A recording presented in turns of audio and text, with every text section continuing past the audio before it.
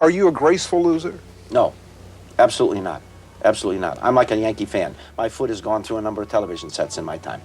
I bleed like those guys out there do, the fans. I mean, they hate to see you lose, and I hate to lose. You take it personally? Yes. Yes, I I mean, do. what does it say about George Steinbrenner when the Yankees lose? It says he's one of the worst losers in the world. I don't think you're happy finishing second or happy getting to a World Series. The goal is to win. If I don't win, then I'm not fun to be around. So what's worse, 2007 or 2001, 2003? You get to the World Series, but you lose, or not even making it to the World Series? I mean, how do you rate losing? You know It's what I all mean? misery to you. Yeah, I've never understood it. You know, well, it feels better because we made it to the World Series and lost. Why does it feel better? You've accomplished something by at least getting to the World What Series. did you accomplish? You lost. I want to win. I've always had that desire from the day I was born, I believe I had it. I never liked losing. But Peter O'Malley liked to win. Walter O'Malley liked to win. You never heard their names. Maybe not as much as I did. See, it's the degree to which you want to win. I believe you have to know how to win, and I just do it my way. You look at the Houston Astros. They have knocked you guys out of the playoffs 4 times since 2015. This last time, decidedly so, in 4 games in the ALCS. When you look at that organization, why do you think they're better? I'm not going to make excuses. They did go into the playoffs a bit healthier than us. But like I said, they're a great team. I don't believe they're doing anything that we're not doing. They're taking a look at their roster and their team every season, and they're making changes. They're letting guys go if they have a good young option below to come up. And we're going to be doing some of the same things, too. They play better than us. You know, as simple as it is. You know, they came up with the big hits. Pitching staff did their job. You know, play great defense. That's what it really kind of comes down to. All losing. You know, I tried to do what I can all year to help this team out, and when you come up short in any aspect, it's never leaves a good taste in your mouth. Just couldn't throw that last punch. How far we've come from the George Steinbrenner days, when the Yankees were the most revered and feared franchise, and forget just baseball and all of sports, they were the definition of winning. They represented winning. They represented pride in doing things their quote-unquote right way. And for years, the Yankees and their fans could pride themselves on this, on the fact that they have the most championships in sports history, the most winning ever, that they're number one. And although a lot has changed over the years, some things haven't changed. The Yankees still make the playoffs mostly every season. They still have a lot of money, some of the best players in the game, and some of the faces of the sport. But what separates the past Yankees, who won championships, from this current era is a lot of things, but one of them being pretty clear, at least to me, the biggest thing: they just don't have the guts, the heart. Aaron Judge came along in 2017 and changed the whole outlook on the New York Yankees moving forward. This was their guy. They'd go on to lose in 7 games to the Astros, who were proven to have cheated that year, so throw that excuse out there if you want. But since then, the Yankees have done nothing but either shoot themselves in the foot or fall lifelessly in the end. In 2018, as you briefly saw in the intro, after the Yankees won Game 2 of the first round against the Red Sox at Fenway Park, Aaron Judge celebrated by walking past the Red Sox clubhouse blasting New York, New York as a way to taunt them. Again, this wasn't after a series victory. This was after a Game 2 Yankees win that tied the series up 1-1 heading back to the Bronx. It was far from over, yet here was Judge mocking the Red Sox, and what followed was a complete mocking of what the entire Yankees franchise used to represent. The Red Sox went on to beat the Yankees' brains in Game 3 by a score of 16-1. Brock Holt would hit the first postseason cycle in baseball history, and after going on to win Game 4 and end the series celebrating on the Yankee Stadium field, the Red Sox blasted New York, New York, and their clubhouse.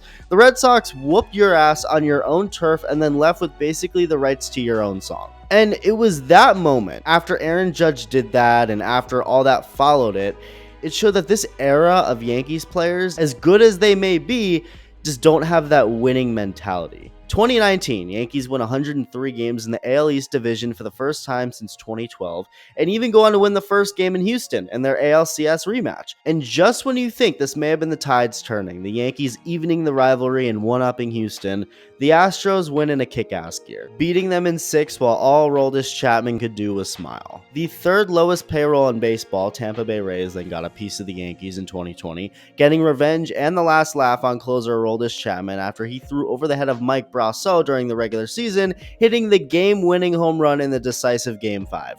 2021, Yankees limp into the postseason and get dusted by the Red Sox again in one game.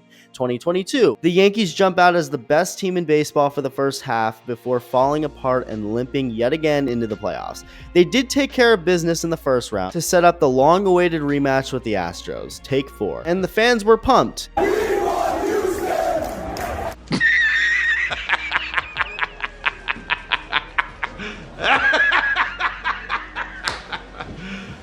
You serious? All that just for their season to end yet again to the Astros, this time in dramaless fashion, just a clean sweep.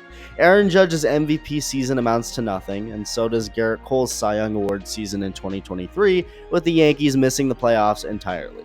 But 2024 was going to be different. The Yankees now had Juan Soto after trading for him from San Diego, and Soto added a new element to this Yankee team in multiple ways. For one, of course, the obvious, another elite bat next to Aaron Judge that potentially makes this lineup one of the most dangerous in baseball. But the other thing is the layer of guts and balls he added to this team. Juan Soto isn't just a good hitter or player, but a winner.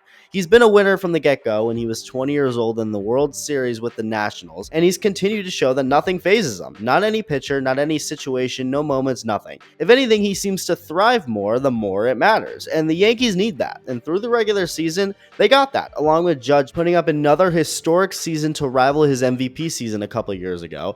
Baltimore was tough, but they eventually fell off, and the Yankees went on to win the division over them. Now, a big talking point with the Yankees during the playoffs was their matchups, their path to a World Series. That it was easy for them, and the Yankees were basically being handheld to the World Series. And would I say that?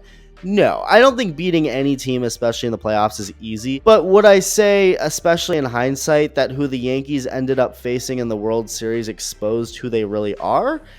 Yeah, I'd say that. The Yankees started off with the Royals, who had just clean swept the Orioles in the wildcard series, dominating their lineup in Baltimore over 2 games. But the Orioles in a lot of ways had that coming. They didn't end the year very well, and neither did the Royals, but Baltimore just completely fizzled out in the end. It was an impressive couple games by Kansas City in their pitching, but the Yankees clearly were the favorites for the next round.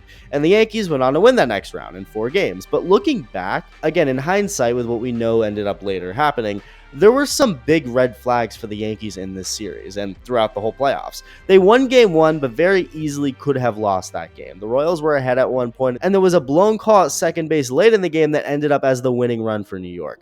The Royals then kept the Yankees' bats mostly quiet in Game 2, winning that game before losing the next 2 at home as the Yankees moved on. But even in these 2 games back in Kansas City, you can tell these games were more about the Royals failing to come through and their lack of being able to win rather than the Yankees being able to win, if that makes sense. The Yankees only scored 3 runs both games in Kansas City. It's not like they dominated and outslugged them. They won Game 3 by just a run and Game 4 by 2 runs. Hats off to the pitching, but let's move on to the Cleveland series and then the World Series, and it'll all tie back together. The Cleveland series was the epitome of a team in the Guardians that had every shot in the world to win but never was going to. Even the 2 games they didn't show much life in, Games 1 and 2, those were still kind of close. It's not like the game was ever out of reach for Cleveland fully. And then in Cleveland for Games 3, 4, and 5, the Yankees couldn't have made it more clear that they didn't want to win these games. The Guardians had them on the ropes multiple times throughout every single one of them. They were well on their way to a win in Game 3 before blowing it and then having that insane comeback. Game 4, they come back from a 6-2 deficit. Yankees bullpen is clearly imploding. The game gets tied on this. This is what gets Cleveland all the way back, only for Clase to blow it in the 9th, and even with that, the game ended with the winning run at the plate for the Guardians. Game 5, Guardians have the lead through 5 innings, the game goes to extra innings tied, Juan Soto comes through, Yankees win. Obviously, you credit the Yankees for these wins and coming through in big moments, but as they won games like these and the games that they won against Kansas City, you can't help but think things go a lot differently if they play a better team. The Royals were good, but not that good. They had 2 separate 7-game losing streaks in the month of September. The offense isn't great. Cleveland was a good team, but they're in a weaker division with the Royals and have an even weaker offense than the Royals. So yeah, I mean, the Yankees took care of the business they needed to take care of to win the pennant and finally appear in the World Series for the first time since 2009. But what ended up happening once they got to the World Series showed us that this Yankees team, even with Juan Soto and winning the pennant, wasn't actually any different all along. It was pretty obvious throughout the first 2 rounds, even in the moment, that if the Yankees were playing really any other team, they don't come out on the better end, or at least not in the way they did. It probably ends up just like how it did against Houston and Boston, that those teams wouldn't have let the Yankees slide like the Royals and Guardians did. And because of this, because they played those 2 teams this year, instead of the Yankees getting punished within the first couple of rounds like we've been used to seeing for 15 years now, it waited until the World Series, and it was by the hands of the Los Angeles Dodgers, a team that will get their own video, but a team clearly not like the Royals or Guardians. This isn't just a good team. This is a fantastic team. It's a super team. And not only does it have superstars, but it has players that know how to win, superstars or not. The Dodgers did exactly what the previous 2 Yankee opponents didn't. The offense came up clutch, capped off by Freddie Freeman taking the first cookie he sees from Nestor Cortez to the first walk-off grand slam in World Series history.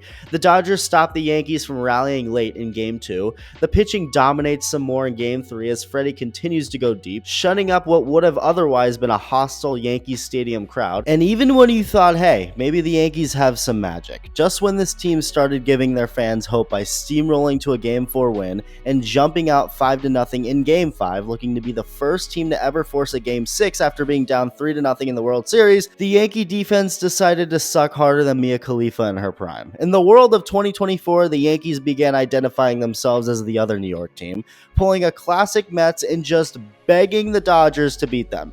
Misplay after misplay after misplay after misplay. Things that you can do and get away with against Kansas City or Cleveland, but not the Dodgers, a team that did what great teams do, taking complete advantage of every Yankees F-up in an incredible Game 5 that ended the series. This team was never going to let the Yankees get away with the mistakes they got away with in the first 2 rounds. And again, there was a lot of talk even during those rounds that the Yankees had a cakewalk to a World Series, and looking back, there's some validity to that. It's like Batman beating up on some random no-name thugs or C-list villains and then taking on Superman. I don't think beating anybody in the postseason is fully a cakewalk, but there is something to the Royals and Guardians being pretty obvious weaker competitions and threats that, if anything, just exposed what a great team would do to the Yankees. And that's what happened. We were shown that even though at some point this Yankee team may have felt a little more special, doing something that they haven't done in a long time by getting to the World Series, they weren't really any different after all. They're not that much different from the 2022 team that got swept by Houston. Their downfall was just a little more delayed this year, and we continue to get further and further away from the glory days of New York. The face of the franchise, the best hitter in baseball, Aaron Judge, continues to be a massive disappointment in baseball's biggest stage, taking things to a completely new level this year. He didn't really hit in the postseason of 2022, but this year he added a whole new layer to his legacy. It really couldn't have gone worse. After yet another dominant, historic regular season, Judge fails to do what Jeter used to do, win. And that right there is the biggest difference from then versus now. It's simple. The Yankees still make the playoffs most years, they still have a lot of money and the best players and the faces of the game on their team, but it's simple. When the clock strikes October, they go pretty mute. They still may have some moments here or there, but there's always another team that has more guts, more balls, more heart, and one that ends up with the last laugh. And because of that, another season of failure in the Bronx is complete, and another reason as to why there's no reason to fear the New York Yankees at all. Let me know your thoughts, and thank you for watching.